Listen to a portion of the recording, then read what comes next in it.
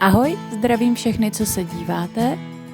Dneska si v tomhle videu ukážeme, jak přidávat očka v raglánové linii.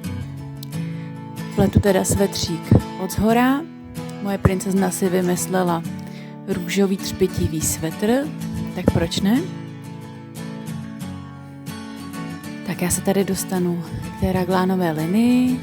Dala jsem si sem takovéhle hezké značky. Poslední hladce a dostali jsme se ke značce. Já nechci, aby tam byly vidět ty očka, tak si přidám za tu příčnou nit.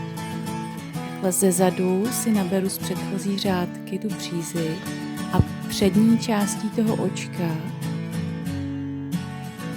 si šáhnu pro přízi a už jsem přidala oko. Přeberu značku. Já jsem si na linii nechala 4 oči nebo oka k upletu. Přeberu značku a za ní si opět vytáhnu tu přízi a teď přeberu předem a za zadní část oka přidám přízi, takže jsem v té linii přidala 2 oka.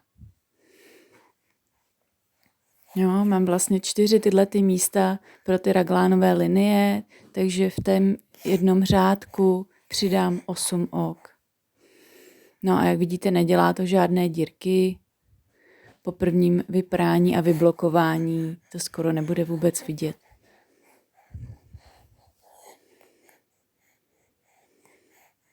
Tak jsem ráda, že jste se dívali a zase někdy se uvidíme v příštím videu. Čau.